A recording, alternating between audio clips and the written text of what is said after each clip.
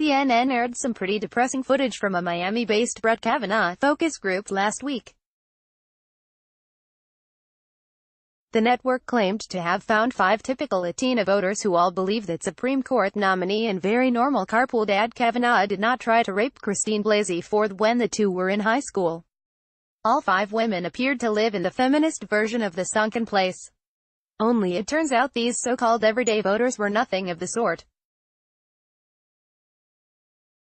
All 5 women were, in fact, deeply involved members of the Republican Party from Miami, which, as many users on Twitter pointed out over the weekend, means their allegedly organic worldviews are pretty suspect. These weren't neutral parties at all. The piece worked to hoodwink regular viewers who aren't attuned to Miami politics by presenting a so-called focus group with the clear message that it's fine and dandy to support political candidates accused of trying rape girls when they were teens before any kind of investigation is complete into the claims. We're talking about a 17-year-old boy in high school, with testosterone running high, one woman, former Miami congressional candidate Gina Sosa, said on screen. Tell me, what boy hasn't done this in high school? Please, I would like to know. This act of journalistic malfeasance is bizarrely similar to the scandal engulfing New York Post reporter Selena Zito, who continues to get caught pretending that Republican operatives are just regular old voters she met at gas stations. Similarly, all 5 women who appeared in the CNN segment have been deeply involved in Miami politics for years, but the 5th woman on the panel was perhaps the most outrageous choice. She appears to be working on Ron DeSantis' gubernatorial campaign. Lourdes Castillo de la Peña, a former Ted Cruz fundraiser in 2016, was DeSantis' campaign coordinator in Miami-Dade County during the Republican gubernatorial primary. It's hard to get a less neutral voice than a prominent campaign worker for a candidate whose sole platform is sucking up to the guy who nominated Kavanaugh. Castillo said she had no sympathy for Ford. Perhaps maybe at that moment she liked him, Castillo added. And maybe he didn't pay attention to her afterwards and he went out with another girl.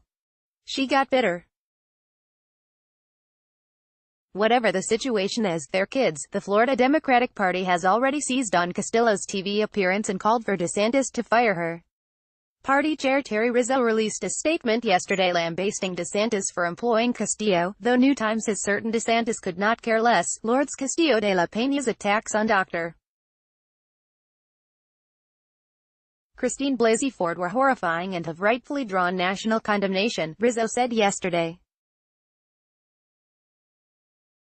DeSantis should immediately fire de la Peña from his campaign and denounce the shaming of victims of sexual assault.